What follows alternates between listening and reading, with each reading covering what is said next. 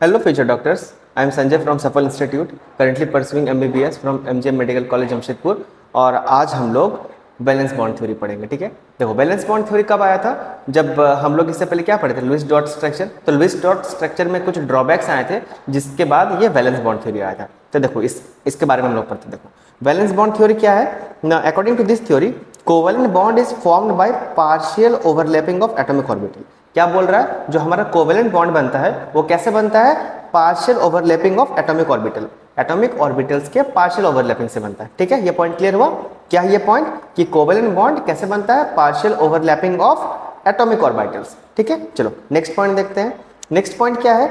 Each overlapping orbital should have unpaired electron with opposite spin. या इसका मतलब समझ रहे हो? Opposite spin. ऑपोजिट स्पिन का मतलब हुआ कि एक अगर प्लस हाफ में है, दूसरा क्या होगा? Minus half. Plus half minus half याद करो, एटॉमिक स्ट्रक्चर में हम लोग पढ़े थे, ऐसे करके बनाते थे ना एरो।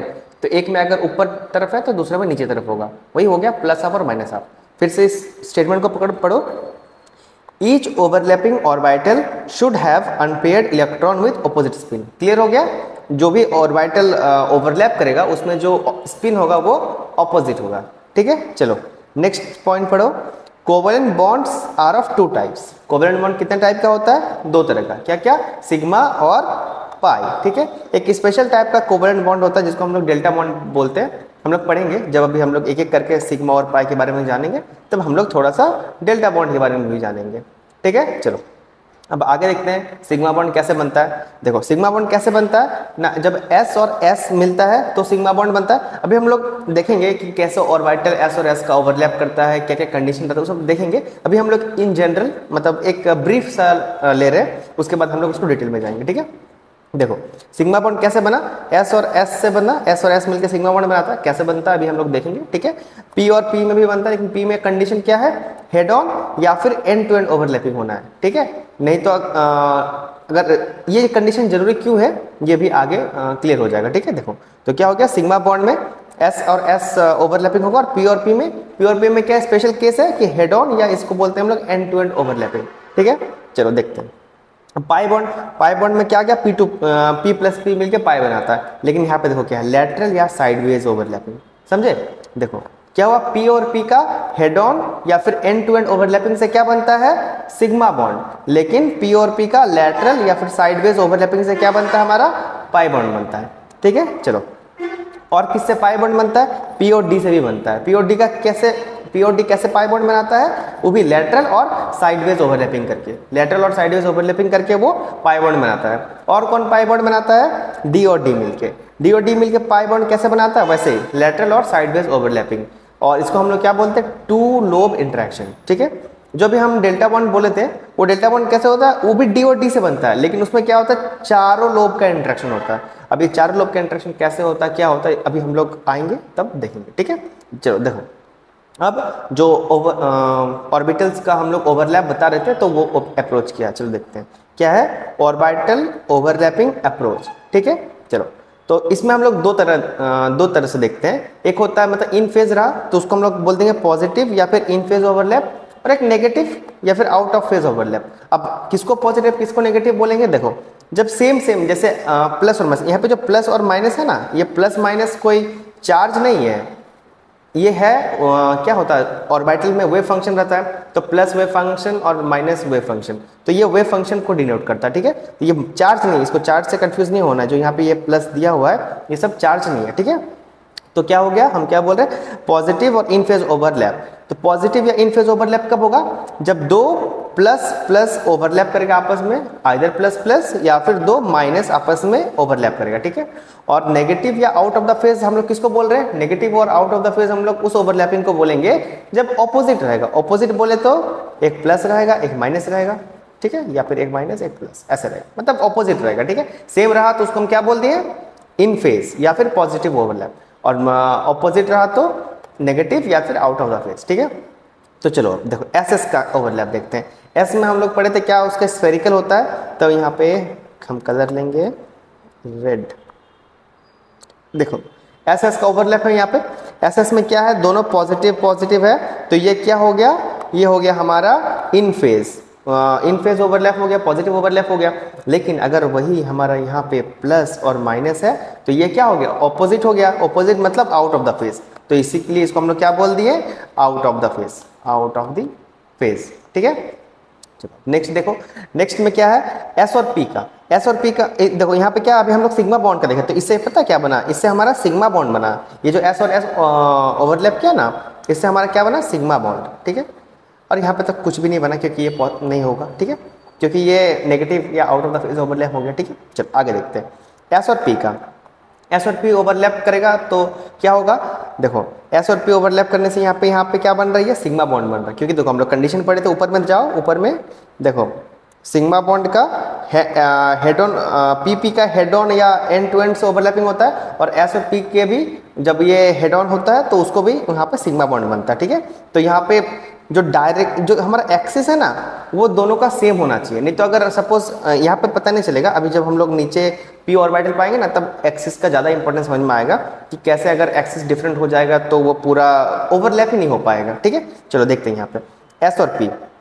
तो ये एस और पी हो गया, तो ये देखो ये इन फेज कब हुआ, देखो एस वाला भी पॉजिटिव में है, और ये जो पी है हमारा, ये जो हमारा पी है इसका पॉजिटिव वाला पार्ट, इसका भी पॉजिटिव वाला पार्ट यहाँ पे ओवरलैप किया। ये देखो यहाँ पे ओवरलैप किया यहाँ पे, तो ये क्या हो गया हमारा, इन फेज ओवरलैप। और आउट ऑफ द फेज या नेगेटिव कब होगा, नेगेटिव होगा जब एक ये हमारा प्लस रहा और ये माइनस रहा यहाँ पे, तब हो गया ऑपोजिट।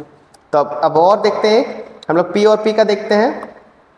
पी और पी का भी हम क्या दिखाएं, ऊपर में वहाँ पे हेड ऑन रहेगा तब सिग्मा बॉन्ड, ये भी यहाँ पे सिग्मा बॉन्ड नहीं बना, यहाँ पे हेड ऑन रहेगा पी और पी का तो भी सिग्मा बॉन्ड बनेगा। सिग्मा बॉन्ड कैसे, तो यहाँ पे देखो एक्सिस अब यहाँ पे इंपॉर्टेंट आएगा, ये पहले बता देते हैं कैसे। देखो ये हेड ऑन और इन फेज के लिए यहाँ पे ये भी प्लस होना मांगता, ये भी प्लस होना मांगता, ये माइनस, और ये तो बता दें यहाँ प्लस यहाँ माइनस, तो ये ऑपोजिट हो गया, तो ये आउट ऑफ द फेज हो गया। ठीक है, ये यहाँ पे जो हमारा आउट ऑफ द फेज हुआ ये इन फेज हुआ, लेकिन यहाँ पे क्या बोले हम, यहाँ पे आप क्या बना, सिग्मा बॉन्ड बना। ठीक है, यहाँ तो कुछ नहीं बना, इधर तो कुछ भी नहीं है। ठीक है, चलो इधर तो इन फेज हो गया। अब देखो क्या बोल रहे थे, एक्सिस वाला बात बोल रहे थे ना। देखो ये जो दो ऑर्बिटल है हमारा, ये दो ऑर्बिटल है, ये ऐसा ओवरलैप किया है, ये एक ही अगर उन लोग का अगर एक्सिस अलग हो जाएगा ना, जैसे अगर एक सपोज ये हम क्या लिए, जेड एक्सिस लिए हैं, यहाँ पे ये जेड वाला ऑर्बिटल है, तो पी जेड ऐसे है, ये पी जेड ऐसे है। ठीक है, तो ये यहाँ पे आके ऐसे ओवरलैप करेगा तब ना हेड ऑन ओवरलैपिंग होगा। अगर एक पी जेड है, सपोज ये वाला जेड एक्सिस पी जेड है, और एक पी एक्स है, तो ऐसे तो ओवरलैपिंग ही नहीं होगा, तो ये जीरो ओवरलैपिंग हो जाएगा। तो जीरो ओवरलैपिंग का भी केस हम लोग पढ़ेंगे, तो इसीलिए एक्सिस यहाँ पे इंपॉर्टेंट है। ठीक है, चलो देखो अब लेटरल वाला उसी टाइप से हो गया। लेटरल ओवरलैपिंग से हमारा क्या बनता है, पाई बॉन्ड बनता है। लेटरल ओवरलैपिंग से पाई बॉन्ड बना। लेटरल ओवरलैपिंग कैसे, देखो पी का लेटरल ओवरलैपिंग, यहाँ पे देखो एक्सिस कॉमन है, कॉमन जेड एक्स, ऑब्वियस सी बात है। जैसे अगर ये एक पी एक्स है, ये एक पी एक्स है, ये भी एक पी एक्स है, यहाँ पे आएगा दोनों, ये आगे सपोज y है, इधर z है, तो एक कॉमन एक्सिस पे आके ये लोग ओवरलैप करेगा तब ही इफेक्टिव ओवरलैपिंग होगा। नहीं तो अगर एक ऐसा है px, एक py है, तो इफेक्टिव ओवरलैपिंग नहीं होगा। इसी को तो हम अभी बताएं कि इसको क्या बोलते हैं हम लोग, जीरो ओवरलैपिंग। तो जीरो ओवरलैपिंग हो जाएगा, और एक एक्सिस सेम रहेगा तो क्या होगा, यहाँ पे ओवरलैप होगा, इफेक्टिव ओवरलैपिंग होगा और बॉन्ड बनेगा। ठीक है, तो यहाँ पे क्या हो गया, पी का लेटरल ओवरलैपिंग हुआ। लेटरल ओवरलैपिंग से यहाँ पे क्या बना, देखो यहाँ पे ये ओवरलैपिंग, और इन फेज और आउट ऑफ द फेज का भी हम लोग बात कर रहे हैं साथ ही साथ। तो यहाँ पे देखो ये क्या है, प्लस है दोनों, ये माइनस है, तो सेम का ओवरलैपिंग हो रहा है। तो ये हम लोग क्या बोल दिए, इन फेज हो गया, इन फेज, और यहाँ पे देखो ये प्लस है, ये माइनस है, ये माइनस है, ये प्लस है, तो ये आउट ऑफ द फेज हो गया। ठीक है, चलो अब पी डी का देखते हैं ओवरलैपिंग कैसे होगा।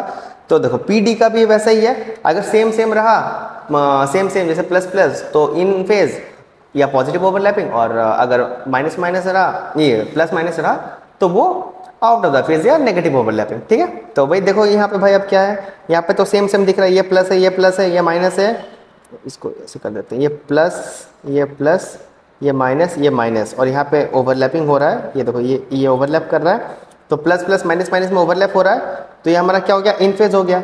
यहाँ पे देखो, यहाँ पे तो प्लस है लेकिन यहाँ माइनस है, यहाँ पे तो माइनस है लेकिन यहाँ प्लस है। ठीक है, तो यहाँ पे क्या हो गया, यहाँ पे जो ओवरलैपिंग हो रहा है, ये क्या हो रहा है, ये नेगेटिव ओवरलैपिंग या out of the phase overlapping हो रहा है। ठीक है, चलो अब आगे देखते हैं। अब तो अब डी डी का हम लोग देखेंगे। डी डी का वही क्या पॉजिटिव पॉजिटिव या फिर इन फेज और नेगेटिव या फिर आउट ऑफ द फेज, ठीक है। तो डी डी का हम क्या बोल रहे हैं, देखो डी डी में एक टू लोब इंटरेक्शन में पॉजिटिव इन फेज होने के लिए क्या करना पड़ेगा ना, सेम का उसको ओवरलैप कराना पड़ेगा। सेम ओवरलैप का मतलब जैसे देखो यहाँ पे ये डी का पॉजिटिव है तो दूसरा डी का भी पॉजिटिव से करेगा, यहाँ पे नेगेटिव है तो दूसरा डी का भी नेगेटिव से करेगा, तब वो इन फेज ओवरलैप कहलाएगा, ठीक है। ये देखो यहाँ ओवरलैप हो रहा है, ये ओवरलैप हो रहा है यहाँ पे, ठीक है। और नेगेटिव या फिर जिसको हम लोग आउट ऑफ द फेज बोल रहे हैं उसके लिए यहाँ पे देखो ये यहाँ पे प्लस है, यहाँ माइनस है, यहाँ माइनस है, यहाँ प्लस है, तो ये आउट ऑफ द फेज हो गया, ठीक है। अब क्या बोल रहे हैं एक हम डेल्टा बॉन्ड कैसे बनता है, डी डी का फोर लोब इंटरेक्शन। अब फोर लोब इंटरेक्शन देखो कैसे, कितना इंटरेस्टिंग चीज है। ये डी होता है ऐसे डबल डम्बल, पता है डबल डम्बल से डी होता है, तो डबल डम्बल यहाँ भी है, यहाँ भी है। अब ये कैसे होगा, फोर लोब इंटरेक्शन कैसे होगा, सपोज ये मेरा एक हाथ, ये एक डी ऑर्बिटल है और एक दूसरा ये एक डी है, तो ये ऐसे ठीक है, मतलब ये आपस में मैच होना चाहिए, ऐसे पूरा ऐसे पूरा ओवरलैप करेगा आपस में। ये देखो ये थंब से थंब ये पूरा हो रहा है ना, एकदम हाथ से दिखा रहे। सिमिलरली यहाँ पर भी वैसे ही कि ये जो पूरा हमारा जो डबल डम्बल है ना, तो ये आपस में कैसे, आपस में ऐसे, जो ये है ना ये पूरा उठ के आके इसके ऊपर बैठेगा ऐसे, यहाँ पे ये जो है पहला वाला पूरा उठ के आके इसके ऊपर बैठेगा यहाँ पे। तो क्या होगा, ये वाला जो पॉजिटिव है ये यहाँ बैठ जाएगा, ये वाला पॉजिटिव है यहाँ बैठ जाएगा, ये जो नेगेटिव है ये यहाँ बैठ जाएगा और ये वाला जो नेगेटिव है यहाँ बैठ जाएगा। तो क्या हो रहा है, पॉजिटिव के साथ पॉजिटिव और नेगेटिव के साथ नेगेटिव आ जा रहा है, मतलब क्या हो जा रहा है हमारा इन फेज हो जा रहा है, तो इन फेज ओवरलैपिंग हो गया, पॉजिटिव ओवरलैपिंग। इसका नेगेटिव भी, हाँ नेगेटिव भी देखो कैसे बनता है, दिखा देते बना के, देखो कैसे नेगेटिव होगा। पहले तो हम डी बनाएंगे डबल डम्बल बना देते हैं,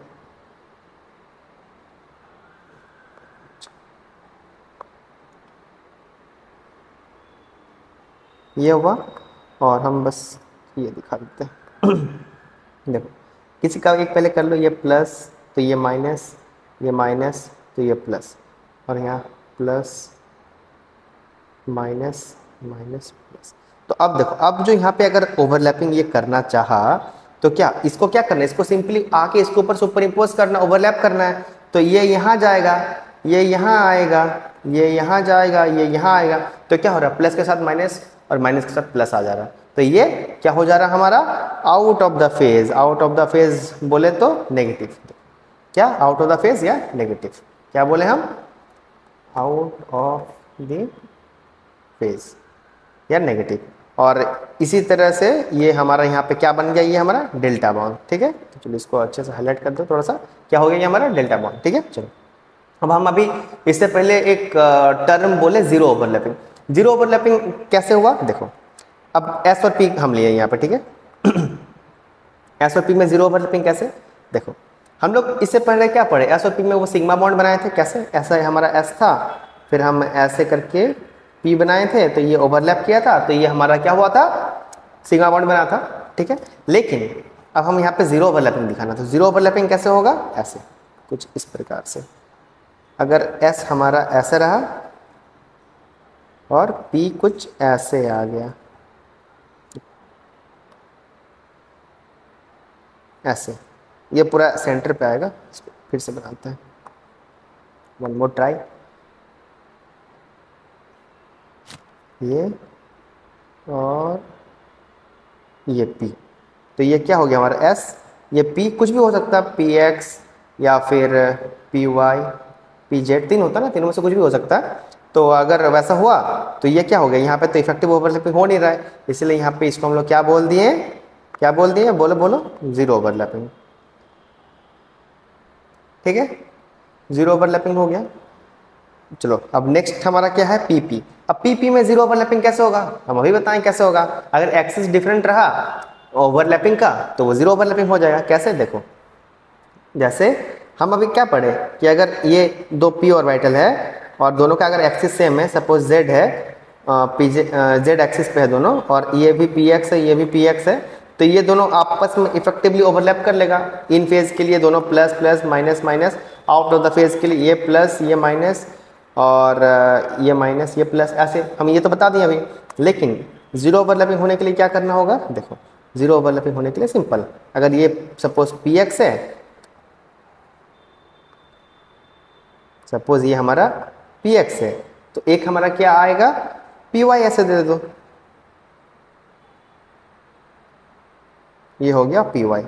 तो यहाँ पे हमारा क्या हो रहा है, एक्सिस दोनों अलग हो जा रहा है ओवरलैपिंग का, तो ये हमारा क्या हो गया यहाँ पे, जीरो ओवरलैपिंग। ठीक है, तो किस किस में जीरो ओवरलैपिंग होगा, ये तीनों देख लो किस में, p x p y p z, p z p x. ये एकदम अच्छे से ध्यान रखो, समझ में आ गया कैसे ये जीरो ओवरलैपिंग हुआ, क्योंकि इसका एक्सिस अलग हो गया, एक्सिस अगर अलग हो गया तो वो ओवरलैप ही नहीं कर पाएगा, तो इसीलिए हो गया ये जीरो ओवरलैपिंग। ठीक है, चलो आगे जाते हैं। अब कुछ की पॉइंट्स हम लोग देखेंगे। ठीक है, तो की पॉइंट क्या है, S can not form pi bond. ये एकदम अच्छे से ये वन लाइनर में आता है, which of the following is correct incorrect, इसमें एकदम काफी बार देखने मिलेगा कि which of the following is correct incorrect. तो क्या है, एस हमारा जो है वो can not form pi bond, इस बात को ध्यान में रखना है। ठीक है, क्या एस पाई बॉन्ड नहीं बनाता है, नहीं बना सकता है। ठीक है, अब देखो क्या है, higher the overlapping area stronger will be the bond. Common sense, इसमें कुछ ज्यादा सोचना है, कुछ नहीं सोचना है। हायर द ओवरलैपिंग एरिया, अगर सोचो ना किसी का अगर ओवरलैपिंग इतना सा हो रहा है और किसी का ओवरलैपिंग इतना हो रहा है, तो सबसे ज्यादा स्ट्रॉन्ग कौन सा होगा, जिसका ओवरलैपिंग ज्यादा होगा। Simple, clear. देखो higher the overlapping area stronger will be the bond, तो यहां से हम क्या कंक्लूजन निकाल सकते हैं, देखो एस एस का जो हमारा स्ट्रेंथ होगा वो सबसे कम होगा compare to s p and then p p, मतलब जो हमारा पी पी का स्ट्रेंथ होगा वो सबसे ज्यादा होगा। तो ये किस कंडीशन के लिए वैलिड होगा, ट्रू होगा, फॉर सेम एन। एन हमारा क्या है यहाँ पे, सेम एन मतलब same quantum number, same quantum number. ठीक है, सेम क्वांटम नंबर। एग्जांपल देखो हम क्या बोलना चाह रहे हैं, जैसे मान लो देखो, जैसे देखो 2s का कम होगा कंपेयर टू 2s 2p, और उसका किससे कम होगा, 2p 2p। Clear, same quantum number का मतलब समझे कि ये जो हमारा ये ऑर्डर है, ये ऑर्डर सेम क्वांटम नंबर के लिए ट्रू होगा। सेम क्वांटम नंबर के लिए ट्रू मतलब ये देखो 2s का जो हमारा है वो कम होगा किससे, 2s 2p से, और 2s 2p का किससे, 2p 2p से। मतलब इन कंक्लूजन 2p 2p का सबसे ज्यादा, then 2s 2p and then 2s 2s। Clear, for same quantum number. ठीक है, चलो अब एक और बात, पाई बॉन्ड जो है क्या होता है, वो वीकर होता है देन सिग्मा बॉन्ड, इसको भी याद रखना है।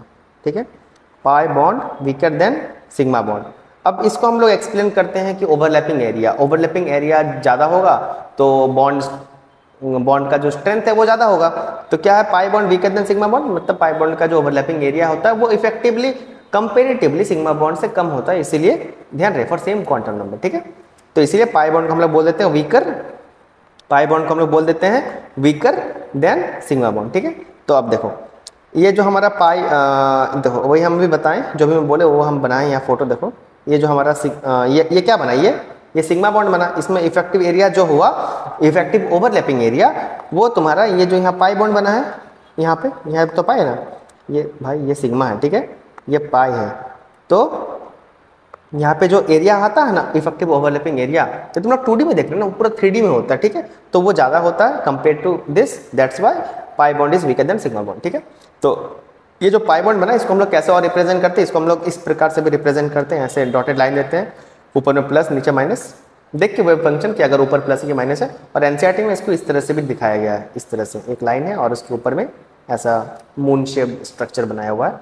ठीक है, चलो अब पाई बॉन्ड हम बोल दिए कि स्ट्रेंथ और सिग्मा बॉन्ड में कंपेयर कर लिए कि पाई बॉन्ड जो है हमारा वीक होता है देन सिग्मा बॉन्ड, तो पाई बॉन्ड का हम लोग स्ट्रेंथ भी कंपेयर कर लेते हैं, कैसे करेंगे। ठीक है, तो चलो देखो क्या है हमारा topic next, strength of pi bond. और ये बहुत बार मतलब एग्जाम में आता है, तुमको दे देगा, ऑर्डर दे देगा, लिखने बोलेगा, सजाने बोल देगा असेंडिंग डिसेंडिंग में, तो इंपॉर्टेंट। ठीक है, देखो क्या है strength of pi bond. Strength of pi bond कैसे डिसाइड करेंगे, strength of pi bond is inversely proportional to internuclear distance. ठीक है, इंटरन्यूक्लियर डिस्टेंस मतलब देखो, ये देखो क्या है, 2p पाई का जो है हमारा स्ट्रेंथ वो सबसे ज्यादा होगा compare to 2p pi 3d पाई कम, और उसका ज्यादा होगा किससे, 2p पाई 3p पाई, और उस सबसे कम किसका होगा, 3p पाई 3p पाई। ये समझ में आ रहा है, ये हम क्या लिखे हैं, ये इंटरन्यूक्लियर डिस्टेंस। इंटरन्यूक्लियर डिस्टेंस मतलब देखो ऐसे, ये जो हमारा है ये हमारा न्यूक्लियस है, तो ये इससे न्यूक्लियस से जो जितना दूर जाता जाएगा तो क्या होगा, हमारा अट्रैक्शन, फोर्स ऑफ अट्रैक्शन उतना कम होता जाएगा, तो कितना हो क्या होगा, हमारा जो बॉन्ड का स्ट्रेंथ होगा वो भी कम होता जाएगा। तो बॉन्ड का स्ट्रेंथ कम होगा तो वही हमें पता करना, वही हम पता कर रहे हैं ना, स्ट्रेंथ ऑफ पाई बॉन्ड। ठीक है, चलो तो क्या हम बोले, स्ट्रेंथ ऑफ पाई बॉन्ड क्या हुआ हमारा, inversely proportional to internuclear distance. इस बात को याद रखो, strength of pi bond is inversely proportional to internuclear distance. और ये ऑर्डर याद रखना है, ये ऑर्डर इसलिए हम पहले से हाईलाइट कर दिए जब हम ये तुम लोग के लिए नोट्स प्रिपेयर कर रहे थे। देखो क्या है, 2p का जो स्ट्रेंथ है वो सबसे ज्यादा होगा। और इससे रिलेटेड अभी हम कुछ क्वेश्चंस करेंगे तो ये एकदम क्लियर हो जाएगा कि हम क्या बोलना चाह रहे हैं। ठीक है, देखो तो क्या हुआ, 2p का जो स्ट्रेंथ है वो ज्यादा होगा कंपेयर टू 2p 3d, और उसका इसका किससे ज्यादा होगा, 2p 3p, और इसका किससे ज्यादा होगा, 3p। तो इससे क्या कंक्लूजन निकला, जो थर्ड पीरियड का पाई बॉन्ड है वो वीक होता है कंपेयर टू सेकंड पीरियड का पाई बॉन्ड। इससे रिलेटेड भी अभी एक मस्त सा हम एग्जांपल रखे हैं, मन खुश हो जाएगा देख के, देखना। ठीक है, और चलो ये पॉइंट तो क्लियर हो गया ना। स्ट्रेंथ जो है हमारा इंटरन्यूक्लियर डिस्टेंस के इनवर्सली प्रोपोर्शनल हुआ, मतलब अगर इंटरन्यूक्लियर डिस्टेंस ज़्यादा तो स्ट्रेंथ कम। तो इंटरन्यूक्लियर डिस्टेंस किस में होगा, ये देखो ना थर्ड पीरियड में है, थर्ड, और ये सेकंड, तो थर्ड में ज़्यादा होगा ना, सिर्फ थर्ड वीक और सेकंड स्ट्रॉन्ग। और ये बीच में एक ऑर्डर आता है, इसको ध्यान रखना, क्या 2p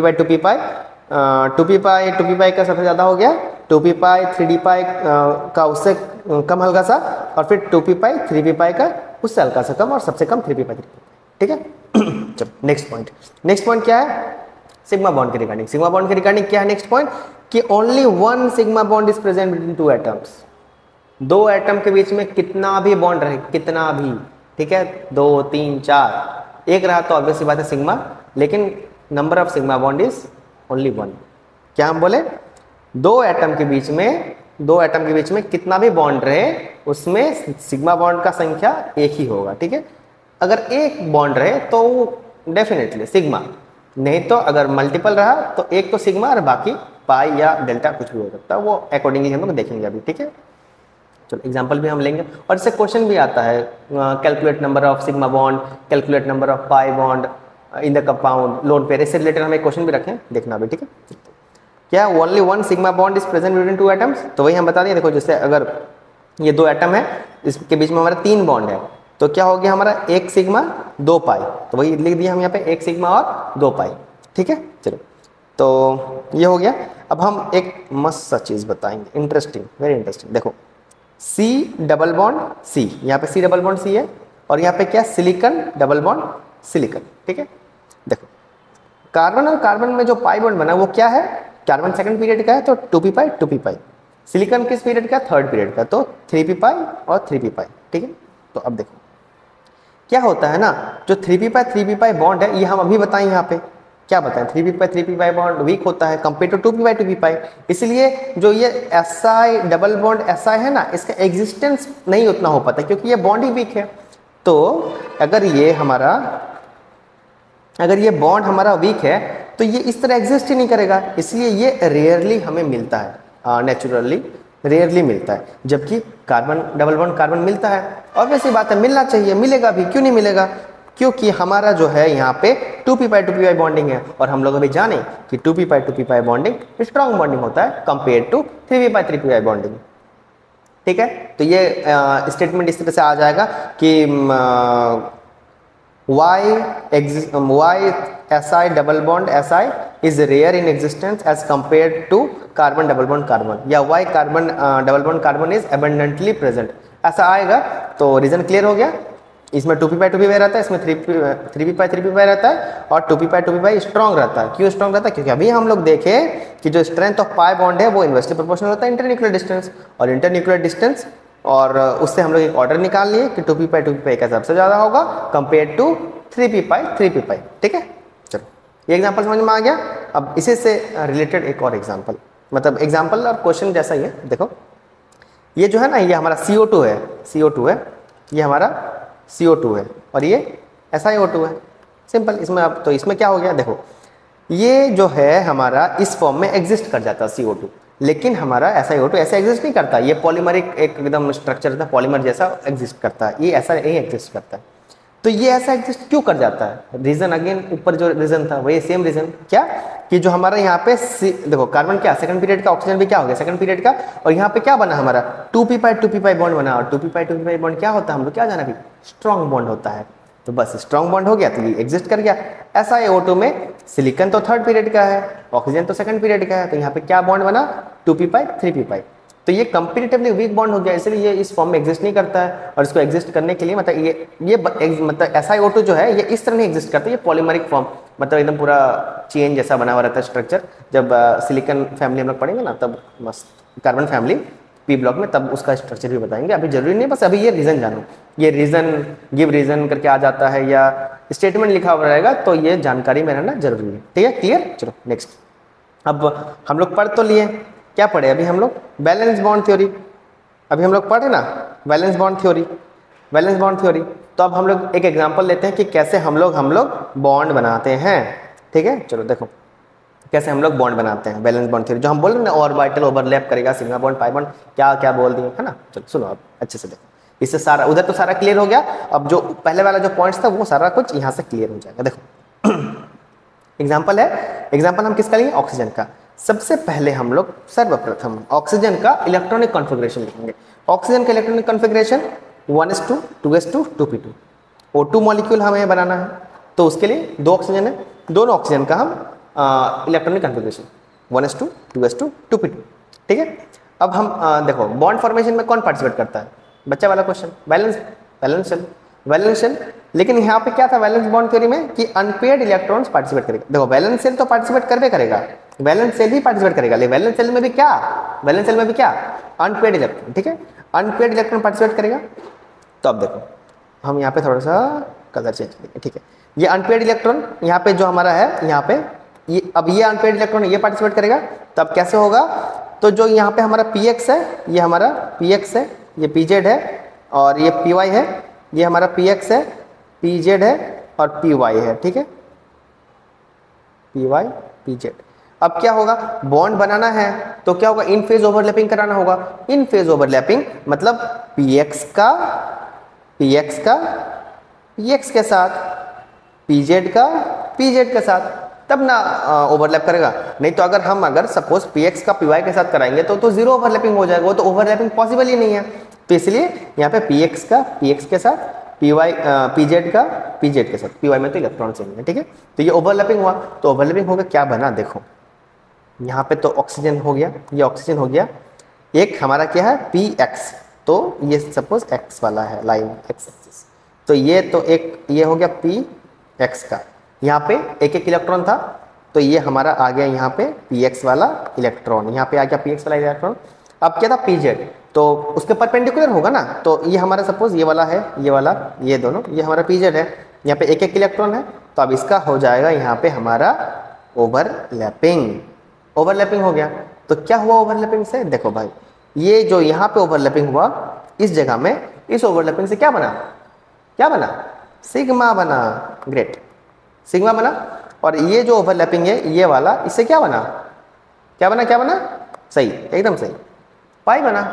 तो इसको हम लोग ऐसे रिप्रेजेंट किए, ऐसे ऑक्सीजन है, ऑक्सीजन है, ऑक्सीजन है, दो बॉन्ड बना, तो दो बॉन्ड में एक क्या होगा, ऑब्वियस सी बात है सिग्मा, तो जो बचा वो पाई, तो क्या हो गया, एक सिग्मा और एक पाई बॉन्ड, ठीक है। चलो तो अभी हम क्या बोले कि अब हम लोग को मॉलिक्यूल में क्या निकालना है, सिग्मा और पाई। तो ये एग्जांपल समझ में आ गया ना कि ये कैसे बना, क्लियर। ये सबसे पहला वाला तो सिग्मा बना, और उसके बाद जो हमारा pz वाला, क्योंकि वो तो ये तो px हो गया, px हो गया, और pz तो उसके परपेंडिकुलर, तो ये परपेंडिकुलर हुआ, परपेंडिकुलर हुआ, ये क्या होगा, ओवरलैप करेगा और क्या बनाएगा, पाई, तो हो गया एक सिग्मा एक पाई, क्लियर। चलो अब हम जो बोल रहे थे कि हम लोग को कैलकुलेट करना आता है एग्जाम में कि calculate number of sigma and pi and so on, तो वो देखते हैं। चलो क्या है, find sigma pi and lone pair हम रख दें, ताकि अभी जो हम लोग लोन पेयर पढ़े ना तो वो रिवीजन हो जाएगा, इसलिए हम यहाँ रखें, ठीक है। चलो देखते हैं क्या है, वाटर, वाटर का क्या होता है, स्ट्रक्चर कैसे होता है, ऐसे बनता है। यहाँ पे तो अभी हम लोग पढ़ेंगे कि यहाँ पे बॉन्ड एंगल रहता है, वो बेंड रहता है, तो अभी हम ऐसे ये क्वेश्चन बनाने के लिए सिंपल अभी बनाया है। तो देखो यहाँ पे क्या है, सबसे पहला बॉन्ड क्या बोले, सिग्मा, सबसे पहला बॉन्ड सिग्मा, तो ये सिग्मा, पाई तो यहाँ नहीं दिख रहा है, ठीक है। अब लोन पेयर, लोन पेयर के लिए देखो ऑक्सीजन का यहाँ पे कितना इलेक्ट्रॉन है, ऑक्सीजन के पास देखो 1 2 3 4, तो 5 6 7 8, तो क्या हो गया हमारे यहाँ पे, सिग्मा कितना हो गया 1 2, पाई कितना हो गया 0, और लोन पेयर कितना हो गया 2, क्लियर। NH3 देखो, NH3 कलर चेंज सबसे पहले,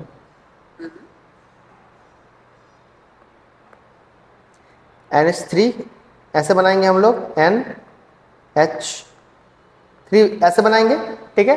तो अब देखो हम क्या बोले, सबसे पहला bond is always and always sigma, तो ये सिग्मा ये सिग्मा ये सिग्मा, ठीक है। तो और तो बॉन्ड बचा नहीं है, तो यहाँ पे तो पाई का स्कोप ही खत्म हो गया। अब लोन पेयर के लिए इसका ऑक्टेट गिनो, तो नाइट्रो यहाँ पे तो पहले इलेक्ट्रॉन गिनो, नाइट्रोजन का अगल बगल कितना है, 1 2 3 4 5 6 7 8, मतलब एक लोन पेयर हो गया इसके पास, ठीक है। तो सिग्मा कितना हो गया 3, पाई कितना हो गया 0, और लोन पेयर कितना हो गया हमारे यहाँ 1, ठीक है। चलो अब हम देखते हैं ये वाला मॉलिक्यूल, ये बड़का वाला मॉलिक्यूल। तो इसको अगर ऐसे तुम सिंपल अगर बना सकते हो तो well and good, if not then just simply expand the structure. कैसे है, क्या है, देखो क्या है, CH2 है, डबल बॉन्ड है, C है, फिर डबल बॉन्ड है, फिर CH2, ये हमारा क्वेश्चन। तो इसको एक्सपेंड कर लो ना, क्या यहाँ C डबल बॉन्ड ऐसे है, फिर यहाँ C है, H2 है, एक H एक H ऐसा है, फिर यहाँ पे C है, एक H है, फिर एक H, ठीक है। वही बन गया देखो CH2 C double bond C CH2, ये बन गया हमारा ऐसा। अब कैलकुलेट करो सिंपली, अगर तुम वैसे भी कैलकुलेट कर सकते हो कि यहाँ पे देखो हाइड्रोजन, तो ऑब्वियस सी बात है कि अगर हाइड्रोजन तो सिग्मा ही बनाएगा, लेकिन अगर नहीं समझ में आ रहा तो एक्सपेंड कर लो ना स्ट्रक्चर, भाई क्या दिक्कत है, कोई जबरदस्ती तो नहीं है ना। तो देखो अब सिग्मा कैलकुलेट, देखो अब बॉन्ड का नामकरण, सिग्मा है, ये सिग्मा है, ये सिग्मा है, ये सिग्मा है, देखो एक बॉन्ड रहा तो वहाँ पे एकदम आंख बंद करके सिग्मा लिखो, और उसके बाद अगर कहीं पे एक्स्ट्रा है तो उसको देखेंगे क्या। तो देखो यहाँ पे क्या हो गया, ये सिग्मा हो गया, ये सिग्मा है, और बच गया वो पाई। लोन पेयर का देखो यहाँ पे तो लोन पेयर होगा नहीं, ऑर्गेनिक कंपाउंड है, ठीक। चलो तो यहाँ पे क्या हुआ, सिग्मा कितना हो गया हमारा, गिनो काउंट करो, 1 2 3 4 5 6, ठीक है। तो कितना सिग्मा हो गया हमारा, 6 सिग्मा हो गया, दोनों सिग्मा लग रहा है, 1 मिनट, ये जो हमारा सिग्मा है ये कितना हो गया 6, ठीक है। और जो हमारा पाई की संख्या कितनी है, 1 और 2, क्लियर। तो हमारा हो गया यहाँ पे 2 पाई, ठीक है। चलो तो इसी तरह का क्वेश्चन आता है इसमें, इसी तरह से सारा क्वेश्चन बनाना है, सारा नोट्स को अच्छे से रिवाइज करो। मिलते हैं अब हम लोग अगले लेक्चर में।